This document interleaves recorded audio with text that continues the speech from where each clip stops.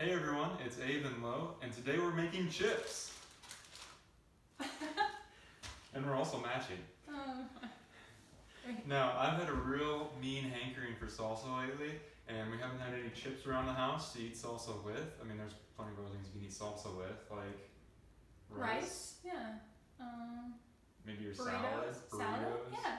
Whatever. So, but anyways, I wanted chips with my salsa. I think it's very satisfying to have that crunch of a chip with your salsa. Yeah. And so today we're going to make our own chips. Now there's multiple reasons why you might make your own chips.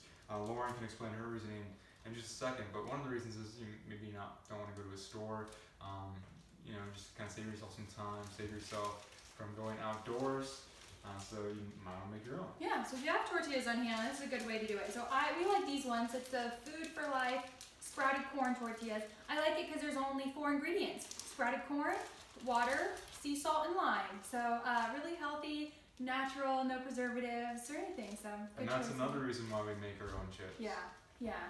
Another thing that you can do is you don't want to use like a corn tortilla. You could use pitas. We're not going to make pitas right now, but these are really good, versatile chips as well. The nice thing about these is they go really good with like a spinach and artichoke dip. Yeah, we do have a plant-based recipe that we would be happy to share with you. Yeah, and we should maybe demo that sometime too. Yeah, Okay. Sounds good. So now that we have our mode, or like our material, our chip material down. Ingredient. We also want to grab our favorite tool. So I'm going to be using a pizza cutter, a plastic pizza cutter. Yeah, and I've got a chef's knife. Nice. So I'm going to grab a couple. You need a couple? I do. Okay, I'll try it. I've got 6 here, so I'm going to try cutting. Yeah, you can handle 6. I could maybe just handle 2 with this little tool. Can I start? Go ahead. Right down the middle, right? Yep. So just like you would a pizza, okay? So we just make, 8 cuts total. Go down the middle and then in quarters again. So this is something I think if you had children, you could definitely involve them in this cutting process, I suppose, if you had something duller, right? Or you could even tear it. If you didn't care if they were in pretty triangles, you could certainly just start tearing the tortillas apart. Nice. That would be okay, yeah. How's it? Oh, you're done. I'm done. How many do you have there? You said 2? Just 2. Okay, and I have 6. So you want to start loading them up? Yeah. Or you want me to explain? That's great. So we're going to put our geometry skills to use here and try to make the best use of our space with these little triangles. Yeah. I like to alternate them. So Avery's putting them on a silicone baking mat. It's really just a reusable replacement for like parchment paper or aluminum foil. So we like it because you can wash it by hand or this one works in the dishwasher.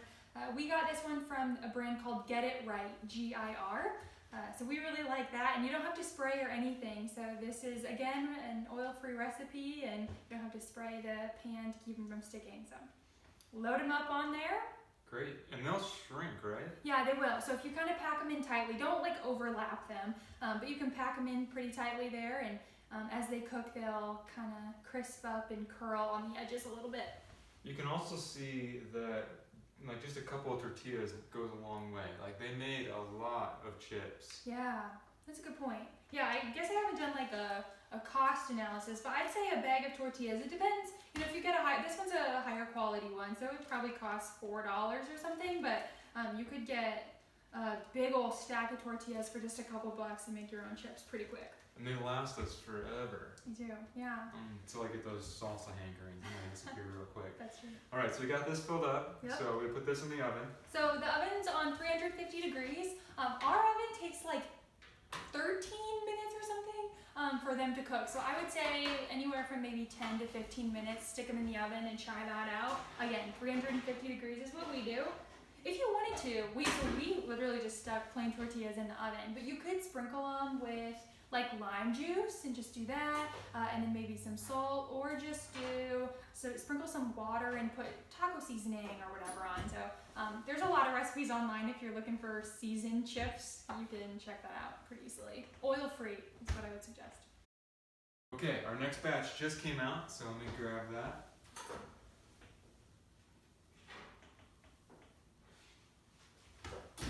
Here we go. So we have all of our chips. You want me to go this way? Sure. Okay. Yeah. So you can see some of the ones in the front curled a little bit more. They might have been closer to the heat source in the back, or it's just because the mat is curled. Who knows? Pretty good for dipping. All right, perfect. So before we dig in and try the chips, let's just talk about our salsas. Here's your favorite. So this is my favorite salsa. It's a black bean and corn salsa. We usually pick it up from Aldi. The brand is specially selected. It has a really nice savory, kind of smoky taste to it, and there's a lot of substance in it because of the black beans. So it's very filling. It's one of my all-time favorites, and I tried a lot of different salsas, and this is what I've landed on. Yeah, my favorite is Mrs. Renfro's, this mango habanero salsa. My dad first introduced me to this salsa. It's a medium hot one, so it's a little bit spicy, so if you have company, warn them first, but this one's always been my favorite. Yeah. Awesome. And that one? This is just your average chunky salsa, so again, we like a little bit spicier, so it's medium, but kind of a restaurant style, just an average one that might be good if you have guests. I also really like to make that one, use that one to make rice, so supplement some of the water with this salsa, and it makes a really quick Spanish rice. Yeah, so salsas are really versatile. We love trying them. If you have a really good salsa that you enjoy, let us know what it is. We would love to try it out. Or even if it's a homemade recipe, send it our way. We'll make it and let you know what we think. Yeah, sure. Okay, should we try it? Let's try it. Okay. All right. And we're very generous with our salsa portion. Oh yeah. There we go.